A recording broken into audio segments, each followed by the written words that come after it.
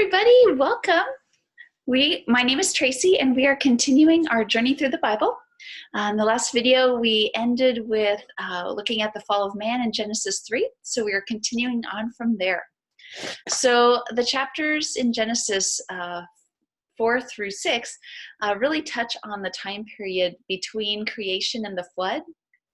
And the Bible doesn't give us a whole lot of details, just a few little facts, and it touches on a few people. But then the other source of information that we can draw from is the fossil record, because we believe a lot of fossils were created during the flood as they were buried under the waters. So the fossils that we can find can also give us a little bit of a picture of the world during this time period. So let me share my screen here. So I just wanted to touch on what the world might have been like at this time. It was just created perfectly right before the curse in Genesis 3. So we expect that to kind of continue with the climate and how it was created.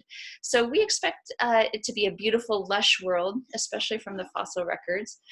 And I have even some pictures here that artists have drawn that kind of show what the oceans might have looked back then. There was probably an abundance of shallow, warm seas.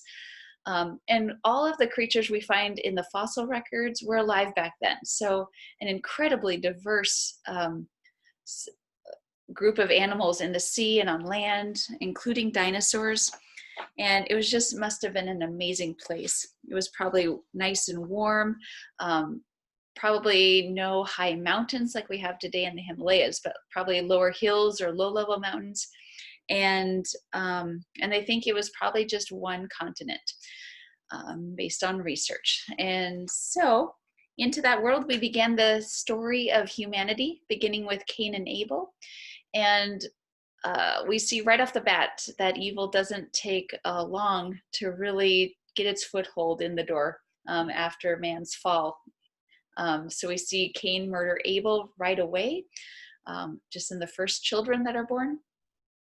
And from there, it gets worse. So the Bible does touch on some people and some genealogies through chapters 4 and 5.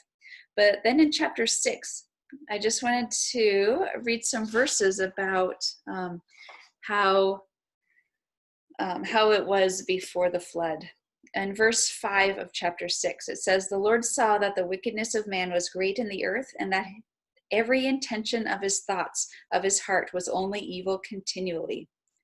And in verses 11 and 12, it says, "Now the earth was corrupt in God's sight, and the earth was filled with violence. And God saw the earth, and behold, it was corrupt, for all flesh had corrupted their way on the earth." So we see here that the judgment of the flood really wasn't against just people, but all flesh was becoming so evil and corrupted that it required judgment. And that is, we get to the purpose of the flood in verse 6 of chapter 6. "And the Lord regretted that he had made man on the earth, and it grieved him to his heart. So the Lord said, I will blot out man whom I have created from the face of the land, man and animals and creeping things and birds of heaven, for I am sorry that I have made them." And then again in verse 13, "And God said to Noah, I have determined to make an end of all flesh, for the earth is filled with violence through them. Behold, I will destroy them with the earth. Make yourself an ark of gopher wood. Make rooms in the ark and cover it inside and out with pitch."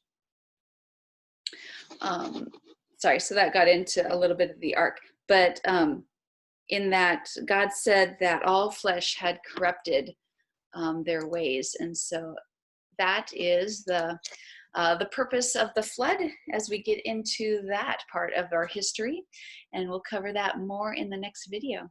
So thank you. Have a great day. Bye.